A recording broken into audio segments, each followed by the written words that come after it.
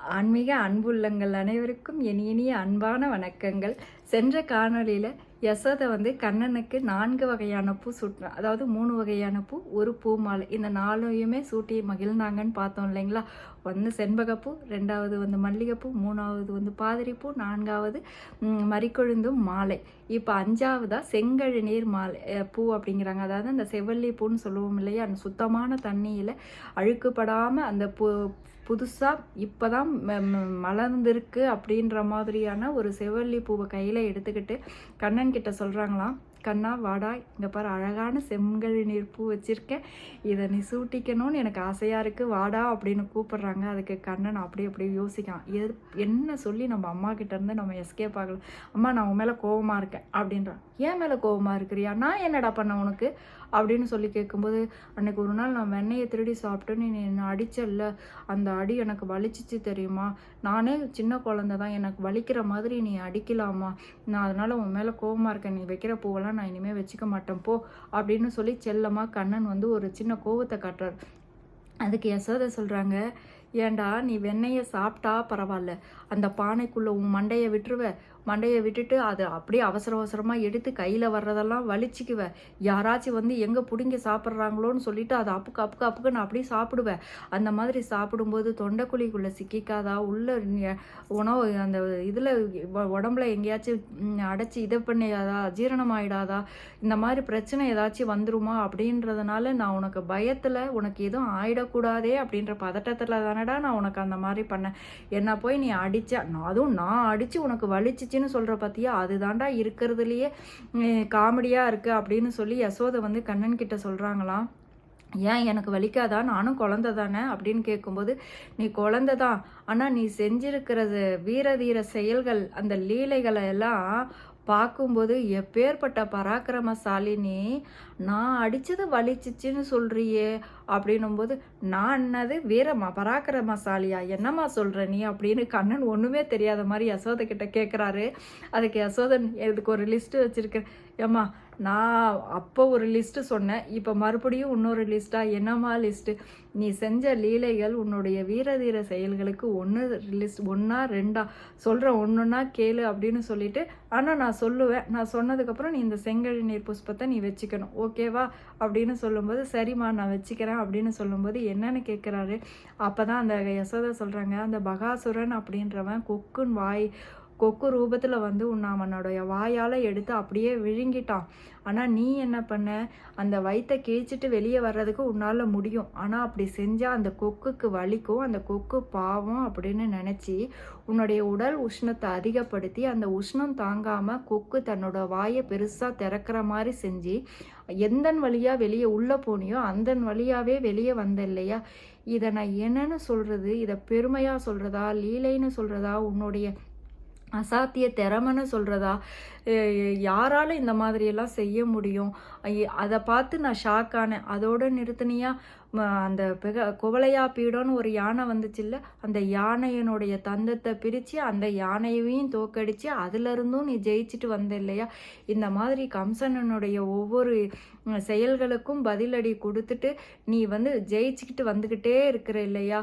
இந்த மாதிரியான உன்னை எல்லாம் இருக்கும், இந்த மாதிரி வீரதீர செயல்களை எல்லாம் செஞ்சுட்டு நான் அடித்தது வலிக்குதுன்னு சொல்கிறையே, உன்னை என்னன்னு சொல்கிறது போடா அப்படின்னு சொல்லிட்டு அந்த செங்கல் நீர் புஷ்பத்தையும் தலையில் வச்சு விட்டுறாங்க கண்ணனுக்கு. அப்புறமா சரிம்மா அதான் வச்சு விட்டுட்டல, லிஸ்ட்டு முடிஞ்சிருச்சா, நான் கிளம்பவா அப்படின்னு சொல்லி கண்ணன் கேட்குறாங்க.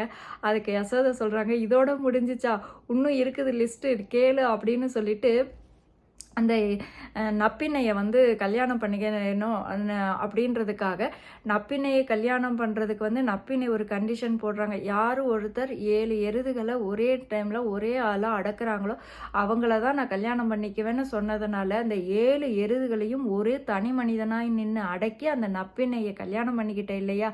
அப்போ உனக்கு எவ்வளோ உடம்பு வலிச்சிருக்கும், நீயோ குட்டி பையன், அப்பேற்பட்ட உனக்கு அந்த 7 எருதுகளை, அந்த எருதுகள் உங்ககிட்ட என்னெல்லாம் ஷேட்டை பண்ணியிருக்கோம் அதையெல்லாம் அடக்கும்போது உனக்கு உடம்பு வலியெல்லாம் வந்திருக்கிறோம் இல்லையா, ரொம்ப அசதியாக இருப்ப இல்லையா. அது மட்டுமா அந்த கம்சனையும் அது உனக்கு தீமை மட்டும்தான் செய்யணும்னு நினச்சிட்டு இருந்த அந்த கம்சனையும் ஒன்றும் இல்லாமல் பண்ண இல்லையா? இதெல்லாம் செஞ்சு உனக்கு உடம்பெல்லாம் வலிக்கும், ரொம்ப டயர்டாக இருப்ப. இந்த பாரு புண்ணப்பூ எடுத்து வச்சிருக்கிற, அந்த பூவை அழகாக சூட்டிக்கிட்டு வீட்டில் அழகாக ரெஸ்ட் எடு. நான் உனக்கு காலமத்தி விடுறேன், உனக்கு உடம்பு வலியெல்லாம் இல்லாமல் நான் பார்த்துக்கிறேன், எங்கேயும் வீட்டை விட்டு வெளியே போகாத அப்படின்னு சொல்லி யசோதை வந்து கண்ணனை கூப்பிட்டு அந்த புண்ணப்பூ சூட்டுறாங்க. சரி, இது புண்ணப்பூ வச்சுக்கிறேன், அதெல்லாம் ரைட்டு. நான் என்னவோ டயர்டாக இருக்கிறேன், எனக்கு கை கால்லாம் வலிக்குதுன்றேன். நான் உங்ககிட்ட சொன்னேன் நான் கை கால்லாம் வலிக்குதுன்னு, நீ ஏம்மா அப்படியெல்லாம் நினச்சிக்கிற அப்படின்னு சொல்லும்போது, இவ்வளோ பெரிய வேலையை செஞ்சுட்டு கண்டிப்பாக உனக்கு டயர்டாக இருக்கும்டா அப்படின்னா, அதெல்லாம் இல்லைம்மா, நான் எனக்கு கொஞ்ச நேரம் விளையாட விட அப்படின்னு சொல்லி கெஞ்சறாராம். நீ விளையாட போகிற ரைட்டு, நீ என்ன மாதிரி விளையாட போகிற? இந்த ஆயர்குலத்தில் வந்து ஒரு வழக்கம் இருக்குதான், அதாவது நல்லா செழிப்பாக இருக்காங்க, நல்ல வசதியாக இருக்காங்க, நல்ல சந்தோஷமாக இருக்கிறாங்க அப்படின்றதுக்கு அடையாளமாக அந்த பெண்கள் எல்லாமே வந்துட்டு அந்த குடத்தை தூக்கி போட்டு விளையாடுவாங்களாம். அந்த மாதிரி குடத்தை தூக்கி போட்டு விளையாடுறதுக்காக தானே நீ போகிற, அந்த பொண்ணுங்களோட சேர்ந்து விளையாடுறதுக்கு தானே போகிற அப்படின்னு சொல்லிட்டு, நீ விளையாட போகிறதெல்லாம் ரைட்டு, இந்த குறுக்கத்தி பூவும் எடுத்து வச்சுருக்கேன், இந்த குறுக்கத்தி பூவை வச்சுக்கிட்டு அப்புறமா நீ விளையாட போவியாம்மா அப்படின்னு சொல்லி அந்த குறுக்கத்தி பூவையும் எடுத்து தலையில் வச்சிடுறாங்க. சரிம்மா, குறுக்கத்தி பூ வச்சுக்கிட்டல, 7 பூ தலையில் வச்சாச்சு, இப்போ நான் கிளம்ப போகிறேன், என்னை எதுவுமே டிஸ்டர்ப் பண்ணக்கூடாது அப்படின்னு சொல்லும்போது, இன்னும் ஒரு பூ இருக்குடா பாருடா, இருவாச்சி பூ இருக்குடா வச்சுக்கோடா அப்படி. இருவாச்சி பூவா? ஆமாம், எதுக்கு அந்த இருவாச்சி பூ அப்படின்னு சொல்லி கேட்குறாராம். இந்த சீமாளிகன்னு ஒருத்தன் வந்தான், உங்ககிட்ட ஒரு உறவு முறை அதாவது நட்பாக இருக்கிறேன்னு சொல்லி உனக்கு எதிராக சதி செய்கிறவனா இருந்தான். அந்த சீமாளிகனை கூட வந்து அவன் கையால் மாண்டு போகிற மாதிரி தந்திரமாக நீ அவனை காணாமல் பண்ண இல்லையா?